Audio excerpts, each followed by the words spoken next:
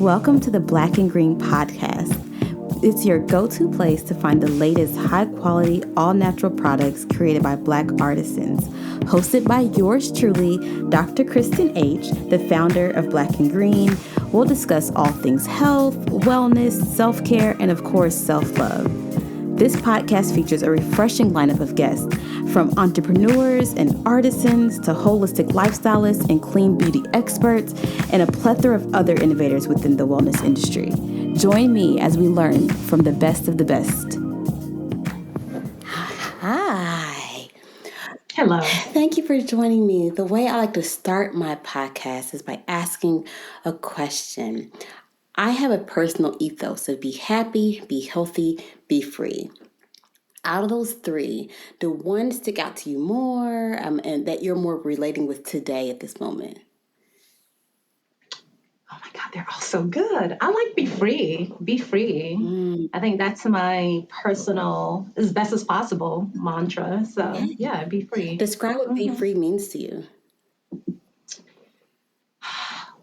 I think being free is being able to just fully express, right? Without holding back, just conjuring up the highest concept of yourself in that moment, because we're always limited in whatever we're able to conjure of ourselves, because we're infinite. So whatever it is that you can conjure up in that moment, trying to express that to its fullest capacity, I think is freedom. Is that something, an ability you feel like you've always had to express yourself fully? Or okay, so you said you fully no. Are you feel like you're getting better at it? What has helped you along that journey? Like, talk me through your definition of freedom and how you work to get there. I think it's a process, and I think it's a process. I believe now, just given the journey I've been on the past, I want to say 5 years, I've become freer, because I'm intentional about learning, not only myself, but even the power that resides within me. So that means, the power that resides within me is that of God. I want to really understand the face of God, the beauty of God. And I don't think it's something that you just know. I think that's the charge that's been placed upon us as human beings. You come in, and our goal is to get a better, a closer, a wiser, a more beautiful understanding of God, and then let that express through us. Yeah. It's interesting how people can live their entire life and never understand their power. So when did you start? What woke you up? What made you see your power? What moment happened that, I'm more powerful than I realized? So I only know myself, but I always try to extrapolate, what I know of myself onto other human beings. I think Maya said, I'm human, therefore nothing human can be foreign to me. So whatever you experience as a human being, I may not know your story 100%, but because I'm a human being, I can understand, right? And I can figure out a way to make it make sense for me. So that being the case, I'm going to speak to when I started to understand my own power.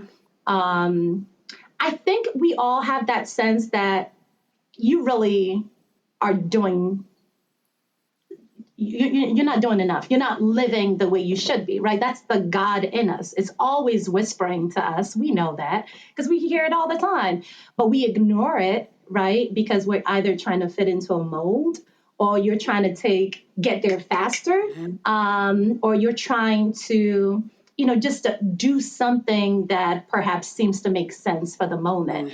But there's always that God in us that's constantly telling us, actually, you should be doing this, slow down to get where you need to go. The fastest way to get somewhere is to slow down, right? Like, there's so many things that we hear and understand, but we don't pay attention to because the society and how it's been designed does not reflect that to us. So we're trying to constantly sort of contort ourselves into this mold.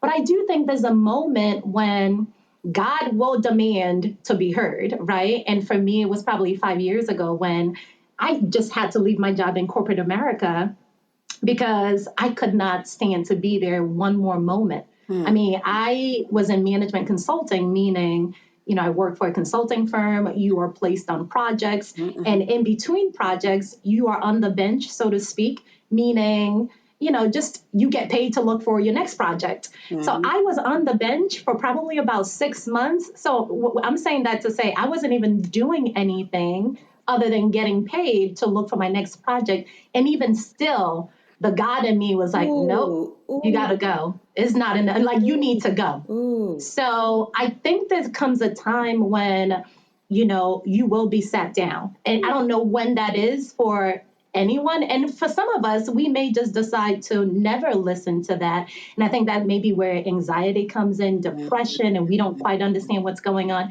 And we get to the end of our lives still with that realization that, wow, I should have done it differently. Yes. But for me, 5 years ago, the God in me was just like, nope, I've been telling you, you need to leave this corporate job is no longer what we're doing.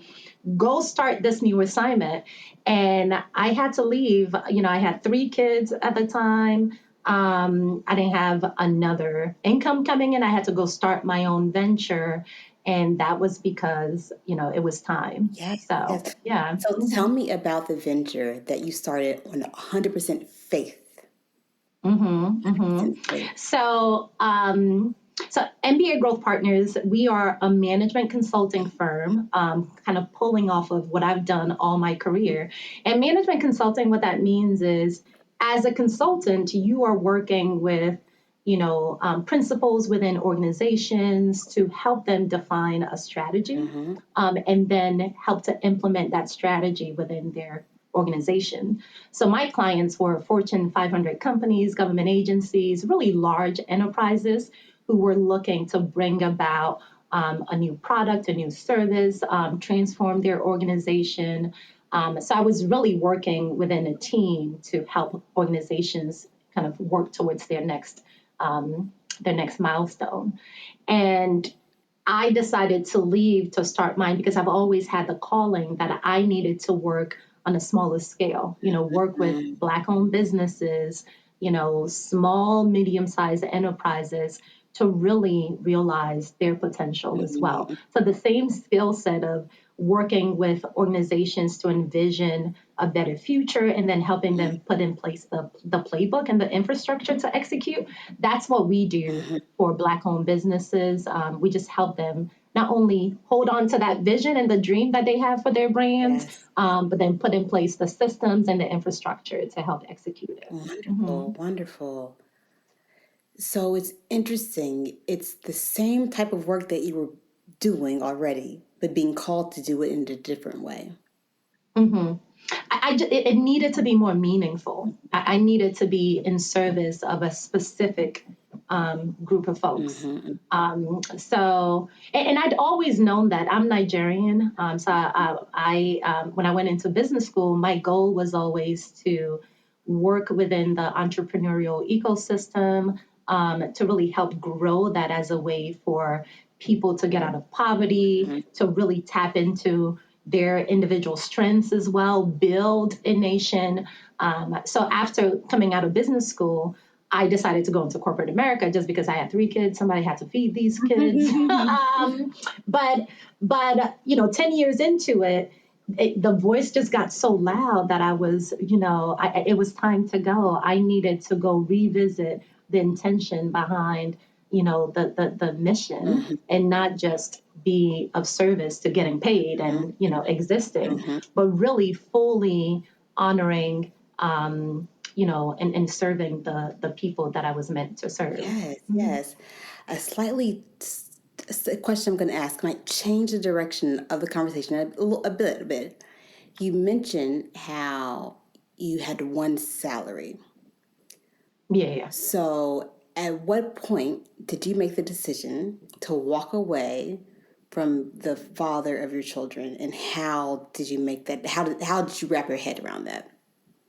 Oh, gotcha. So no, I apologize about that. I meant we went from 2 salaries to one. Okay, cool.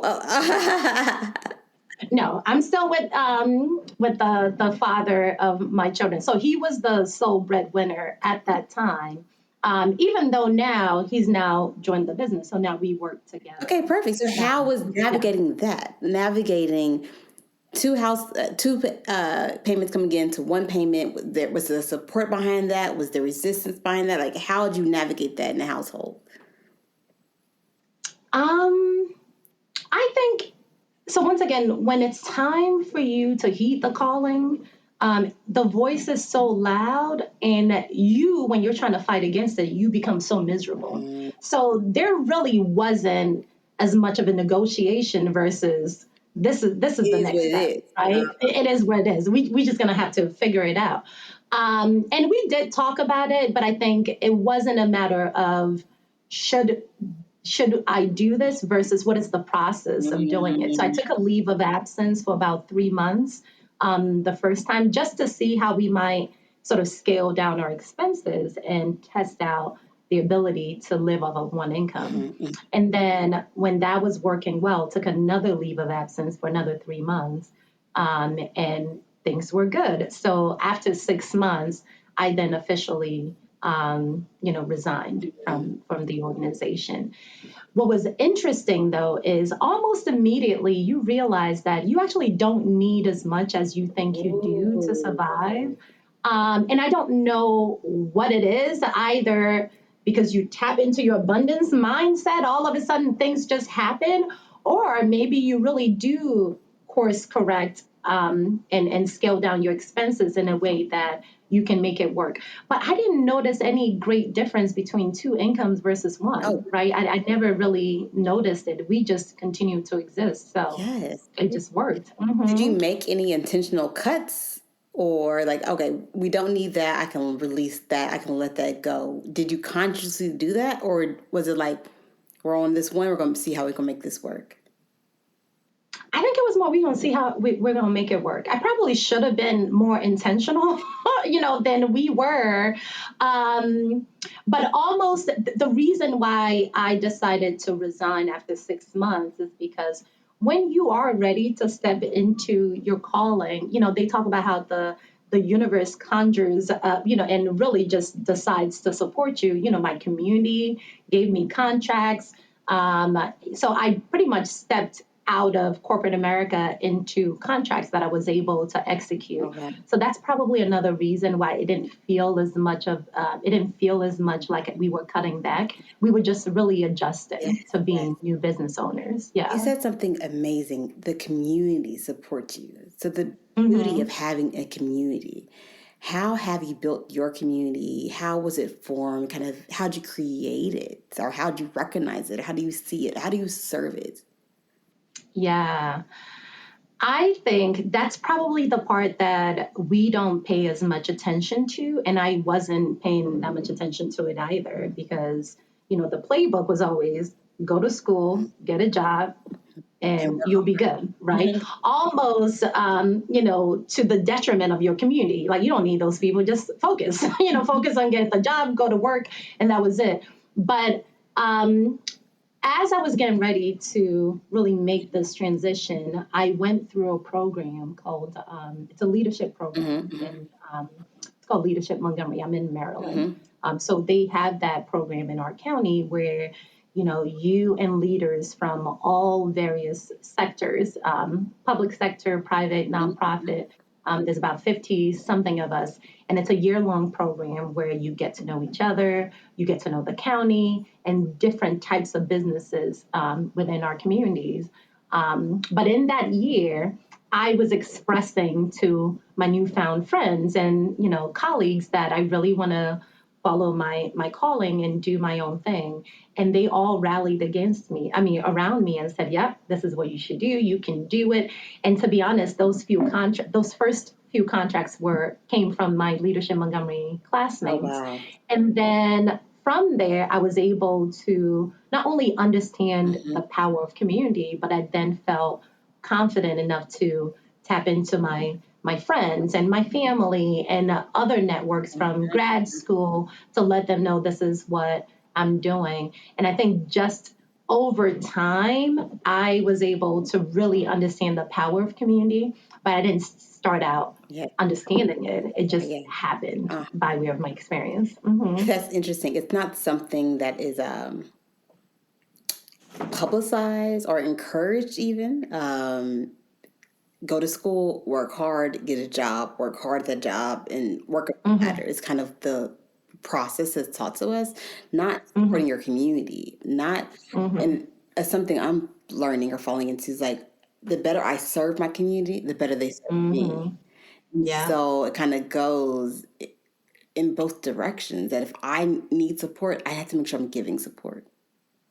Absolutely. I mean, it's funny that it's not taught, and I think it's by design, right? I think there's certain truths that certain people know, the powers that be, or the infrastructure, the people who built the infrastructure and who need us Mm-hmm. to work in the system. There's certain truths that will be withheld from us, right? So we don't even understand the power behind community, but it makes sense. It's not it's math, right? The more people you tap into, you're able to tap into their network and their network. I mean, that's the power behind LinkedIn, right now you could probably reach Oprah within 2 clicks, Yep. just because Yep. of the network, right? So I think we get it in theory, but there's so much that is a truth and that makes sense that Mm. goes against how our society is structured.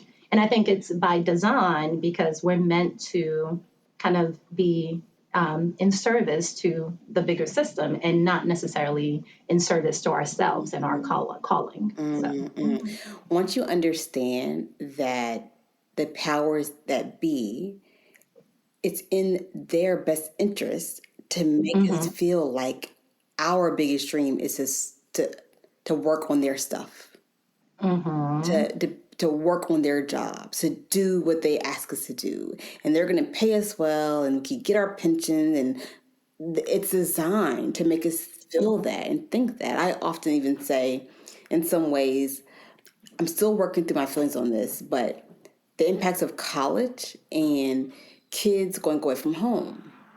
So I go away from home, I go away from my mm-hmm, community, I go away from my network, I go to a college in a different state with a different set of people that mm-hmm. creates that Yeah, space. yeah. And then now I'm getting to get a job and create that space. It's Mm-hmm. like, I wonder how much that college go away ideology has impacted the way our communities are being built, the way our families are being built. Yeah, and I think it's having a huge impact on us. I mean, to the point where not only are we going from our extended families and our friends and the networks that's been built for generations. I mean, just once again, I'm Nigerian, so it's very easy to go back to my parents' villages where they grew up when they were younger, and be surrounded by the whole community. Like when we go into town, everybody comes out of their house, like the whole community comes to welcome you. Mm-hmm. To them leaving their villages to go to the cities where it's similar to the cities here, people don't know them, and now they've got to hustle by themselves. To leaving Nigeria to come to America, where now you're completely sort of just separated Mm-hmm. from everything you've known, your Mm-hmm. culture, your network, your community, and now you've got to figure out a way to make it Yeah. by yourself. And what happens when you separate people, individuals from the community? It's like anything else. There's a sense of insecurity. There's a sense of, doubt that comes in, and you're really just grasping and looking to plug into whatever system that seems to exist because you are by yourself. So I completely agree with you. I have children who are in college now. One is in Philly, goes to UPenn. The other is getting ready to go to Howard. And to me, that's still a little too far. I would rather them go to school from home. Yep. Because number one, I still got a lot of parenting to do. Yep. These kids do not have it at 18. This is when we really become, our best as parents, because now they understand and you can pour into them. But more than anything, they're able to, tap into their uncles, their aunties, and, their network, and really start to ask the questions of, should I do this? What does this mean? Modeling, certain truths and attributes to them. But when you're by yourself, you don't have any of that. So the only thing you can rely on is what you're being told. And you are highly susceptible to, the nonsense at that point. So, and I think it's a system that feeds itself, right? There is this concept of, oh, my child is able to leave the house at 18 and go into, the other side of the country, and they're going to make it. But no, it's a setup. That's really what it is. It's a setup. And I went away to college. Yeah, me too. And I believe it's a setup. And yes. It's interesting that I was raised in Arkansas. And so I was hell bent. I'm not applying to school in Arkansas. I'm going somewhere. I want to get away from my parents. I want to get away from my parents. So I applied to all the different schools. UPenn was my favorite school. I loved UPenn. Before I went to college, my parents moved to Pennsylvania. I said, oh, no, I'm not going to UPenn. So I chose against going to UPenn. My husband went to UPenn. I went to Yale. And because I said, I need some distance. Distance. Why? Why did I think I needed distance? Why was that something that was like I was more successful if I went a little further away? People who aren't as smart stay home. Like all the negative ideologies we connect around school and where you go and going away. That means you're more something. Yeah. Where is all this coming from? I think it's by design. I promise. I really think it's how I think that there's an understanding that once you are pulled away from your community, from your family, and you have to fend for yourself, you're more susceptible to whatever it is that you're fed. So we think it's being generated by us, but I don't believe that. I think that there are certain narratives and tropes that are kind of going on in the ether, and we buy into it as a sign of independence and success, when really it's not. I grew up in Jersey. Once we moved from Nigeria to here, I was in Jersey, and similar to you, I did not apply to any school in Jersey. I went to Pitt, University of Pittsburgh, which is like 8 hours away from family. And the people who stayed from Jersey in our community, they're so tight knit. They're networked. They are still in Jersey. They're raising their children in Jersey. But I left from Jersey, went to Pitt, got a job in Indianapolis. So lived in Indianapolis for some time. Came here to Maryland because I went to UVA for grad school. And I look around and my kids don't have that community that their cousins have in Jersey, or that my friends' children have, the ones who stayed put.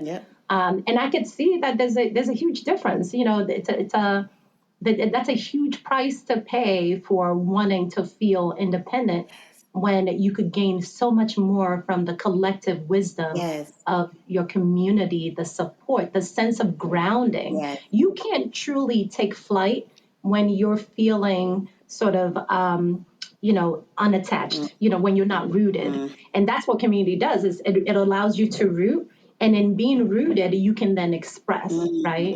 But when you don't have that, you're constantly in search of, what is the truth? What allows me to feel comfortable so I can finally start to express? So it actually delays us greatly. Yeah, I agree. And I'm asking all these questions because my kids they just had birthdays, bless my heart. They're 3 and 5. And I'm trying to walk through and work in my head how I'm going to have these college conversations when they get older. I'm just curious that your kids are at the college age. You understanding this, did you try to influence? Did you try to impart this wisdom on them? How did you have these conversations, if you had them at all? So I did. So both of them start out wanting to go to California. My oldest wanted to go to Berkeley, and then the middle wanted to go to, I think, UCLA or one of those schools. But I think they just naturally saw that it's not going to pan out right. Ain't nobody coming to visit me, once I go. And I think naturally they came to the decision to stay a little closer by themselves. But I wish I definitely was influential in making sure my daughter went to an HBCU because I wanted both of them to go to Black colleges. My son chose otherwise, but those were the conversations I really wanted to have for them because I just think there's power in community. There's power in seeing people who look like you, doing all aspects of things, right? You're not put in a box. So now you can once again express, right? Instead of trying to figure out how to root yourself. So we didn't have the conversation as much, but throughout the process, I wanted them to feel empowered, to have the decision be theirs. Because I do think, no matter what's going on, it's important to feel agency, to feel like I'm able to make decisions for myself and for my future. So that was what we had conversations around. But I wish I had been more, what's the word, emphatic about just stay home. Where are we going? Stay home. And why do you think you weren't? I think, I'm raising them outside of a community I mentioned, right? So there's a lot that they hear a lot of my voice. And a lot of times when you're raising, children who become young adults, there is a tendency for them to want to just push back just for the sake of pushing back, right? They just want to affirm their agency, right? Like, I can do this, even though they can't. But they want to feel independent. So they've heard so much of just my voice all of their lives. I think if I had more of a community where their uncles can tell them and grandfathers can reaffirm all the things that I say, it would be easier for me to play that role. But I didn't want to exhaust all of the, what is it, them being able to listen to what I had to say. So I kind of just had to pull back on certain things. Strategic is basically, I know I only have so much bandwidth, and and where am I going to use it? I do want to push on this, but I want to push on something else. And I've been pushing so much. Other folks can't back me up, so I'm going to have to pull back on this one. Yeah, that makes a lot of sense. Yeah, that's why we need backup. We cannot be raising these kids by ourselves. No, that's another setup. We need backup. We need a community. I've been trying to convince them. So y'all move on down to Maryland. I can find y'all a house. I've been sending them I like this one. Don't you like? Yes, they should. Either that or you move. Somebody's got. It's too much. It is too. We should not be raising children by ourselves. I was raised by my aunties, my uncles, my mom. Like, when I think back to my childhood, it's not one voice. Yes, my parents were there, but everybody was there. And I was even able to have a much more beautiful relationship with my parents because I didn't look at them like they were crazy. I think my kids think I'm crazy. They look at me like, oh my God, there she goes. There she goes. There she goes, right? Versus I understood our culture for what it is, right? I think my kids think that's just me. That's just your preference. And they've told me that. And I've had to tell them, no, it's not, So yeah, it's important to have community. It's so important. And that's also how you pass on the beauty of the culture. They want to step into it when they see just all of that around them. It's easier for them to want to emulate it and reflect it in their own adulthood. Yeah. And I love Nigerian culture because they do something. They embed a sense of pride and a sense of you can do anything you want to do, like maybe a little cockiness that I love. I love. Yeah. And so I'm curious, not being in Nigeria when you're raising your kids, were there things that you did to still kind of instill that mindset in them? I wish I had done more. One thing, my kids, only one has been to Nigeria. Okay. My husband is Haitian. Okay. So that's another thing that I think makes things a little difficult to really impart your culture onto your children when you have different backgrounds, you're not in your community, and you're just trying to negotiate and figure it out as you go as parents.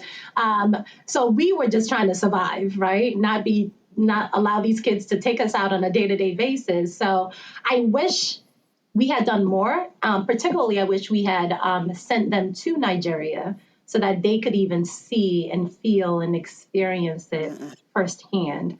But outside of that, my parents are very active in our lives, siblings, so they do partake of the Nigerian culture. They don't speak the language, and I think there's power in language. I wish I had figured out a way to teach them Yoruba, which is my language. So I'm always trying to figure out, we're going to go to Nigeria this year, all of us, and hopefully they'll be able to fully Yes. grasp and understand it, and then we can pick up from there. But it's a process. It's a process, and we can only do so much, Yep. right? So, yeah. Now we will pause for a moment of meditation with Dr. Crystal Jones. So whether you're listening to this podcast as you're walking down the street or in your car, in your home, or in your bed, just want you to find a comfortable position where you can relax and take focus on what's happening right now.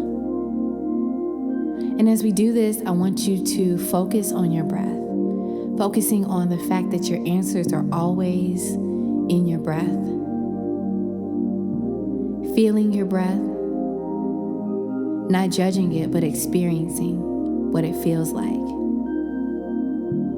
If you're able to, you can close your eyes. If not, just keep your focus. Notice where your breath is racing through. Where are you trying to meet so many deadlines in life? Notice where your breath is moving in the same cycle or feeling stuck. Where are you in destructive cycles in life? Where are you not changing the script, but only changing the characters in the play? Just take a moment and notice what your breath feels like and how it relates to your life.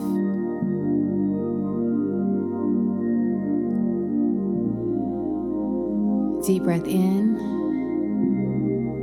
And as you exhale, let everything go that's not serving you. Reminding yourself that you can keep anything that you want to keep. You can let go of anything you want to let go of. But honoring your truth in this breath. As you're breathing in, you're creating. As you're breathing out, you're creating space for what it is that you desire. Little by little, letting go of what's not serving you. And honoring the spaces that ask you to hold on at this moment. Taking your time and being present. Continuing this breath until you feel like you've let go of everything that's standing in the way of creating what you desire. And as you feel like you've let everything go, bring the awareness back into your body, back into the space of wholeness, come back into the space of truth, and move forward, knowing that you're whole always, and that you are the one that you've been looking That's so good. I know. I really enjoy those meditations. I'm a person where I need guided meditations, and so to kind of keep my brain from wandering. I love that. I need to get back to like meditating more frequently. I typically do my own meditations, but every now and then when I go through a guided meditation, I'm like, yeah, it's so good to be able to anchor on something, because it is a lot to just be in space, and trying to figure, and I think there's so much value to that as well, just being able to even understand your own power to cultivate all that energy within. but to be reminded, which is what guided meditation does, to Yes, be exactly. reminded of that power instead of Uh-huh. searching for it sometimes is also really good. So, Yes, yeah. yes, yes. hmm So what's your self-care routine? Oh, wow. I'm always in search of, greater and better, but so 5 years ago, is it 5 years ago, I started getting into yoga, Mhm. so I do a lot of yoga. Actually, am a certified yoga teacher. So I do some teaching, but I focus more on my own practice. Yes, But yes. in addition to that, so as things have evolved in terms of my own practice and intentionality of wanting to connect to sort of the God within, more and more so what I do is I wake up, I do my daily devotion, devotional through the Bible app. So I'll read whatever the verse of the day is, I'll do the chapter, kind of listen to the different plans that I have through Mm-hmm, there.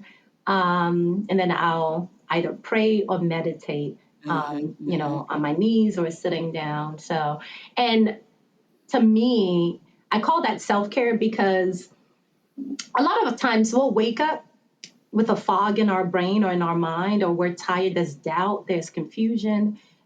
That's a way for me to walk out of that room. And sometimes it could be 20 minutes, 30 minutes, but sometimes it could require 2, 3 hours for me to walk out and find the light, right? Mm-hmm. So no matter how long it takes to really be in a space of joy, peace, Mm-hmm. light, whatever it is, I really just give it that time. So I don't time my self care in terms of when my morning routine. Yes. I typically get up at 4, but I'm up meaning there's a sense of awareness, and then I start listening to my Bible, listening to gospel or anything positive. I do a lot of listening to Rumi. Mm-hmm. To just remind me of love and just what the charge is, which is to love and be loved. But like I said, between 4 and 7, I'm trying to find that light, and Mm-hmm. then once I have it, I spend probably a great deal of time trying to pass it on to my children. So every morning I'll write a chapter, a poem, something to really inspire my kids, just something that I'm getting from the universe, and then I'll pass it on through text or voice note or what have you. Um, and then once I've done that, then I'm good. I can take on the day, right? And then at some point during the day, I may get some physical movement in, like yoga or what have you. But I need to be more intentional in doing that. I don't always Yes, get to yes. it every day. Yeah, I think that's it for the most part. At least those are my daily routines. I So love it. yeah. I love it. Yeah, I also got my yoga certification hmm probably about 10 or so years ago. And it wasn't to be a yoga teacher, it was Yeah. really just to deepen my practice. I did hmm teach classes occasionally, but that wasn't my main Yeah. goal. hmm Right. Um, Same. Yoga has just been so powerful at helping me quiet down my brain hmm and try to listen. hmm I hmm think I listening can be a struggle for me because I'm hmm always trying to do the next thing and just Yeah. like Same. listen, hmm just hmm listen and figure hmm out where you're being guided to at this moment hmm and not where you're hmm trying to direct yourself to go. Yeah. Yeah. So true. That was what it was a similar thing. I decided to do yoga teacher training to deepen my practice, but also as a way to challenge myself. Because I think I had a lot of chatter around, wow, you have to be this type of person to do it. It's going to be too difficult. And it was just, similar to the calling around, it's time to leave your job. It was a similar thing. I just knew I'm supposed to take this class. So went through that training and it was life changing. I mean, just so amazing. And you're right, it allowed me to listen, slow down for sure, but even to discipline myself Yes. Yes. around the notion of time, right? I think a lot of time, the way our relationship with time is very warped, right? we're always saying we don't have time for this, I'm too busy, or all that. So we're constantly, like you said, going, and it allowed me to just slow down. If I only have one time to, just kind of do my morning routine and I can't get to anything else the rest of the day, I guess that's where we are, right? Like just redefining my relationship with time and wanting to take it back and control it, Yes, yes, versus being, allowing everything on the outside to pull me around. So, yeah, yeah. I love that. I'm reading a book now, and it talked about how we like to tell ourselves that we are multitasking and doing all these things at the same time. They said in reality, the brain can't do that. You are doing a lot of little things half as good as you could if you just focused on one thing at a time. Well, we multitask because we think we don't have enough time to do one thing at a time.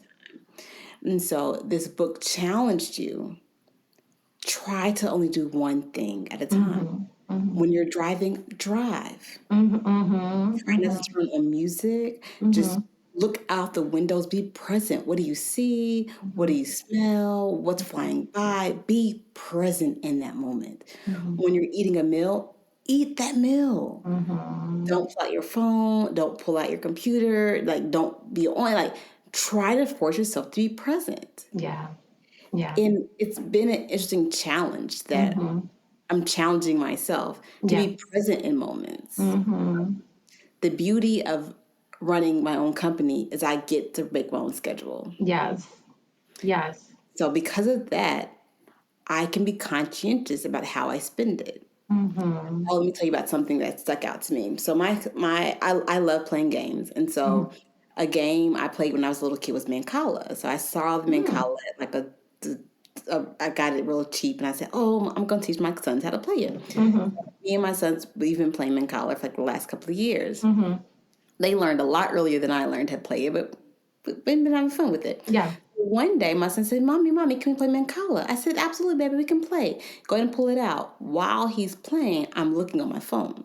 So I said, yeah, we can do it, but I'm like still trying to get stuff done. I have a project I'm working on. So my brain, okay, I can play Mancala with you and work on my project at the same time. So I'm trying to do both of these things. And then he looks at me, he's like, oh, Mommy, I thought you were going to just play with me. I was like, oh, I'm so sorry, baby. I'm so Yeah. sorry. But Yeah. that hit me. That in that moment I wasn't present, and he Yeah. could sense it. Yeah. Yeah. How beautiful that you were able to even kind of catch Um, on to that message yep. and then sort of course correct or adjust. Because that was me. And all the years of my children growing up being in Yep. corporate America, I was just never present, right? And that's the thing when you allow just external Yes. factors, others' priorities, um, these weird and warped notion of success to dictate how you express and exist, you just completely get lost in this whole experience. So, I mean, there are vacations that we were on, pictures I'll look at, milestone moments that I'll remember and I'll just know that I wasn't present because your mind is always going. I got to do this. I got to get promoted. If I do this, and I'll be sad. It's never enough, right? Yeah. Yeah. So it's such a beautiful thing, and what a beautiful gift that you can give to your children while they're young to Yes. just be present. Be present. And it's so funny because I feel like we get this whole concept of living wrong. We work so hard to be able to give to our children. We want to give them love and attention and just beauty. And all of those things are free, right? All of those things are things that we don't need to work so hard for. You don't need to pay for. But we keep thinking, let me go do all of this, and then I can come back and give you some of this. And then you look up, they're out in college. Yeah. They're out of the house. So that's a beautiful thing. Yeah. And I'm happy that my son was able to communicate that to me, and Yeah. that kind of, I'm happy I was able to hear it and listen, because it could be easy to get defensive, to say, Yeah. "Hey, I'm playing with you." Like Yeah. I could have went down that path. Yeah. But I chose not to. Oh, you could have said, somebody got to pay these bills. You want to pay these bills? Then it could have been a homework like, wow, mommy, I just want to play a game. Yeah. That's it. I wasn't asking for all the dramatic. Yes, it's a lot. Where you come through with all this stuff at? And then but it's intentional. Like, how do I want to spend my time? So after my car accident, I had been made keenly aware that we all gonna die, right? And I think we act like we don't know this. We forget. Mm-hmm. I said we all gonna die. So every moment every something that happens, I say, Kristian, how big of a deal is this? In 6 months, in 12 months, are you gonna remember this moment? You're not. So why are you making such a big deal about it right now? Like, just release it. I learned the power of my thoughts. You can send yourself down a path. With that one little scenario with Mancala, I could attach all this negative. He don't appreciate me. I do all this work. He don't care. Blah, blah, blah. I could have went down that negative path. Or I said, oh, I'm not being present. I get to decide. Every scenario that happens in your life, you decide how you respond. You have 100% control. Yeah. Yeah. There's a Bible verse. You know, I always say I'm a baby Christian because I grew up in the church, but I wasn't in the church. You know what I mean? Like, I wasn't present. I know what you mean. Like, so it's funny because, you know, it's a new discovery as of, you know, maybe 4 or 5 years ago to read the Bible. And it's so amazing the truths that are there. You know, I remember for the longest time, I'd be saying, you know, I just wish there was a playbook to this whole experience. Somebody needs to give us a playbook. Well, the playbook is, it's all around. It's in the philosophies. It's in the Bible. It's in the different religions. Like, we have been given a set of understandings for how to live, but we just don't always listen to it. But there's a Bible verse that says, I think it's Philippians 4:8, I don't know, but somewhere around there that says, you know, whatever is true, whatever is honorable, whatever is beautiful, whatever is excellent, whatever is just amazing in beauty, you know, whatever is lovely, these are the things that you meditate on. Whatever is praiseworthy, meditate on these things. Yes, I So love to me, I think the Bible is saying you got a choice. Yeah, and you are right. You can do this. Philippians 4:8. Finally, brothers, whatever is true, whatever is honorable, whatever is just, whatever is pure, whatever is lovely, whatever is commendable, if there is any excellence, if there is anything worthy of praise, think about these things. That's it. That is it. Think about these things. That is, so that it's a choice. Life is a buffet. You could have the crap, or you can go get yourself some steak. Okay. I think this Bible verse is saying you may want some steak. Yes. You may want the lobster. Because both are going to be served. Both are going to be served. It's all, and some people are like, but you don't understand. It could be this. Yeah, you could start that company. It could go down. It could. All of it is, you could go out and, yes. However, you could go out and be great. You could go out and meet some amazing people. And where are you going to put your energy? Because it's a decision. Your thoughts become your reality. That's so if you think about what it could become and how it could fall, it's going to fail, baby. I'm sorry. That's it. And that's, you know, you mentioned the power of thoughts. I don't think we truly, truly, truly understand that. That is the game changer. It is what you think. Yes. That's the only thing. That's the difference. You could think I can't do this and you're not going to do it. Or you could think I can't do this and you will. No. And you will. I remember I had both my sons at home. I had water bursts for both my sons. And I said, I'm going to have a painless birth. I'm not going to have any pain. I'm not going to have any morning sickness. I'm going to have a painless birth. And so I birthed at home. And I was so set on that's how it's going to be. So, and my births were painless. And people were talking to me afterwards, like, oh, I'm thinking about wanting to do it, but I'm worried about this, worried about this, worried about this. I said, oh, baby girl, then you shouldn't do it. I said, because you're so worried, it's not going to be enjoyable for you. I said, I had music playing, I had aromatherapy everywhere, I had flowers everywhere. I had an amazing time because I knew it was going to be painless, and it was. And it was. I knew that, but you don't know that. Yeah. And so you don't. Yeah. So don't do a home water birth. It will not have the same impact on you. Yeah. You have to know. Yeah, I love that. It's all a decision. It's what you think. It's all a decision. That's why, my cousin was telling me about, I forget what the latest Tyler Perry movie is. It's called Black in the Divorce in the Black. Have you heard of that? I have heard of it, and I heard it wasn't good. That's all I heard. I don't see, I haven't watched it. And normally I'm here to support Black folks in anything. But anytime there is anything that seems to just give off a sense of negative energy, things I can't process or want to process, Yeah. I'm not watching it. So it's not, Unfortunately, that's how Tyler Perry usually makes me feel. Is that I feel like he has the same trope, this negative trope that he just does over and over and over again. I said, yeah, there's, yeah, like, I don't want. I'm not buying into that ideology of yeah, blackness. yes. I'm And not doing. it's exactly, so my cousin was saying, well, I think you need to watch it because women go through a lot, and you need to know that all of these things exist. And I was like, yeah, I want to process, because apparently it was some negative, it's a whole lot of negativity that was happening in that Right. movie. And I said, I only want to know that greatness exists. That's it. I only want to know that love exists. I only want to know, you know, apple pies and sunshine, poetry, dancing in the rain. I don't want to know anything. I don't even want my brain to lend itself to figure out how to process negativity. That's Uh-huh. not to say that if anything happens, then I know I also have the power within me to Mm-hmm. show up for that moment. I Mm-hmm. have we're infinity. There's nothing finite that can defeat infinity. So whatever shows up, we've got whatever it takes to deal with it. But I'm Yes. not going to be pondering and making myself, scared and, giving myself anxiety about the possibility of negativity. I'm looking for beauty, Yes. poetry only, so yeah. I have this conversation around the news. Oh I yeah, I don't don't. watch it.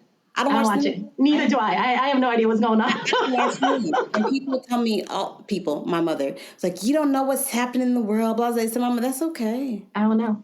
I said, something serious is happening. Somebody gonna text me. Yeah, yeah, So I said, somebody will let me know. yeah. I promise I will not drown. I, No. I don't need to know about the latest shooting. I don't need to know about who got robbed at the gas station. I don't need to know what's happening in politics and none of that's going to serve them. And my son, my 5-year-old son on his own at my parents' house said, y'all watching the bad news? He didn't get, and my mama said, y'all taught that, you taught him bad news. Said, Mama, he did that on his own because that's what he saw. And that's what it Yes, is. yes. We don't need to spend our time watching this nonsense. And that's why, like, we have to be so intentional about what we feed ourselves. Mind, body, soul. Those are the three aspects of ourselves we've got to control. What you feed yourself in terms of what you eat, what you feed your mind in terms of how you allow it to expand, what Yes. you feel your soul in terms of how you tap Yes. into the infinite. That's Yes. what we need to concern ourselves with. Absolutely. Anything else is really just a waste of time. It's to our detriment. Yes. So I don't watch it. There's the latest shooting, which is so unfortunate with but I don't want to see it. I want to process it. I don't. No, I don't want to welcome that into my no. aura. I know it's happening out there, but Mm-mm. I don't need to welcome it into my aura. I don't need to No. impact my thoughts. I don't need to impact my behavior. I don't. So I'm Yeah. making a choice for it to not impact it. Yeah. Yeah. And what it does that we don't truly understand is, I think number one, it's designed to limit us. That's what the media does. There's certain tropes and, caricatures of different, racial groups that are out there, right? So, Black folks, there's this Mhm. caricature and this narrative about us that is going out there. And you can attach yourself to that, or you can understand that it's a world of possibility out there. You could do whatever it is that you want. So it's important to really watch what we're attaching ourselves to and not let any of that limit it. Because I think it is by design. I Oh think it's by yes. design. It's intentional. And once again, it's another thing we buy into, unfortunately. Hmm. I often say I'm on a mission to remove as much toxicity from my life as possible. Mm. And it's Mm. not only toxic products, because that, yes, black and green, that's what we do, but it's toxic thoughts, Yeah. anything I'm going to consume. I'm going to hear, I'm going to eat. That's toxic. I'm trying to push it back. Yeah. I'm being very intentional about not welcoming toxicity into my life. I love that. I love that. So good. And that's the dream of Black and Green, to encourage and empower other Black women to not invite toxicity in their life. Yeah. Not only with products, but with their thoughts and with their actions and with the relationships. Just take a step back from toxicity. Yeah. Yeah. I mean, just even imagine, we both have natural hair, and it's so beautiful to see just the movement around natural hair. But I remember when I first cut my hair in college, and, probably was one of the few or whatever, and people were like, oh my God, just like you were saying with the home birth, I wish I could have my hair natural, but, I have this weird shaped head and all of this. So I would rather just embrace the chemicals. The toxic chemicals, the pain, the injury that we're doing to ourselves. And that was the norm. We thought that was the only option, when you could really just cut your hair off and allow it to grow, right? Like we can simplify. But when something becomes our baseline, you think struggle is part of the norm. You think pain, you think poverty, all of that is what we see, and we just welcome it as the norm. When, to your point, if we just slow down enough and say, no, God did not create all of this beauty for us to be suffering. That math just don't math up. It really doesn't. Do the math. No, even look at birds, look at the nature. I mean, God creates everything in beauty. It's poetry, it's music, it's art. And we gonna live a wretched existence? Nah, I don't believe that. No. You gotta call bluff on that. That don't make no sense. No. And that's when you realize that it's like, oh, so we're choosing this. It's a choice. We're choosing this because it's not what we're designed to do. No. We're choosing this. And so I am constantly trying to unlearn things I thought were normal. Trying to unlearn those. So something I'm working on unlearning and trying to figure out is around nudity in kids. I was like, I grew up, my parents were always covered up. Why? Because we attached something around bodies and sex, and that it was weird that you had to create the space. But why? Why? Let me tell you, it's so funny. We're so similar. I walk around, I still walk around naked around my kids. And now they're just like, oh my God. Well, because now they're teenagers. But I am not going to be uncomfortable just because, I grew up, my grandparents would sit out in public fully open, like breasts all out, getting air. Like that's how my mom was growing up. So I don't have the same attachment to its nudity. So it's my home. I'm gonna be comfortable. As comfortable as possible, okay? As comfortable as possible. Yeah. So I think this, like, to your point, there's so many things we have to unlearn, even the idea of, when we need help, once again, we think we've got to have it, and that's part of where that struggle comes in. I can't ask for help. I can't do this, when God said, ask. Yes. And you shall receive. I just wrote a blog about that. Ask. I just wrote a blog about that, how I was internalized to me that I cannot ask. I have to do it all myself. I said, you have not because you ask not. You ask not. You ask not. Ask not. There's no weakness in asking. No. And if anything, if we even look at just nature, that there's I forget who says it, who says math is the language of the universe. Everything that comes together, right, multiplies. Yes. A man and a woman comes together, you create a whole nation, right? Like everything that we're meant to ask, we're meant to come together. Math is the language of the universe. It's not one. God says where 2 or 3 are gathered, that is where I am. Yes. Right? Yes. So there's nothing about, I got to go alone. Once again, it's a lie. You got to call bluff. It's not true. We're not supposed to be alone. It's community. It's togetherness. It's ask. It's let's do this together. I don't understand. Knowing is the beginning of confusion. When you go out there and say, I know this, You don't know, right? But the minute you say I don't know it, then you welcome the possibility of knowing. So You there's welcome so on many to learning. of learning. There's so many things that we're just being told about what it looks like to be this successful person, but we going around confused and pretending. Oh, I got it. No, you ain't got it. You got nothing at all. Together, we can get it. Yes. Not by Yes. yourself. You got a piece of the puzzle, but there's a whole world out there. I got a piece of the puzzle. You got a piece of the puzzle. Let's put it together and make Yeah. magic, right? Not individual, not by yourself. Mm-mm. It's math.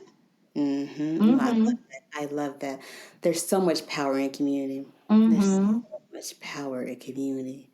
Yeah. And unlearning all the things that are trying to break our community down and thinking what you keep saying, it's intentional. That Yeah. they're intentionally trying to break us down. But we have to be intentional to not let that happen. Yes. Yes. We have power. Once we see it happening, we can change it. We have the power to change it. Mm-hmm. And I'm Mm-hmm. happy to know you in Maryland, so we're going to have to meet up face to face. Yes. Yes. Because you're in Upper Marlboro. oh, yes, yes, I remember you said, yes, we should. We can We sure practice do. together. Mm-hmm. Yes, yes. Well, Yeah. thank you so much for joining me. Of course, this was great. Thank you so much. I loved it. Thank you. Thank you for tuning into the Black and Green podcast. Did you have more questions for our special guest? Please leave your questions in the comment section. Also, check us out at blkgrn.com. Please subscribe and comment. We love hearing from you. Until next time, buy black and live green.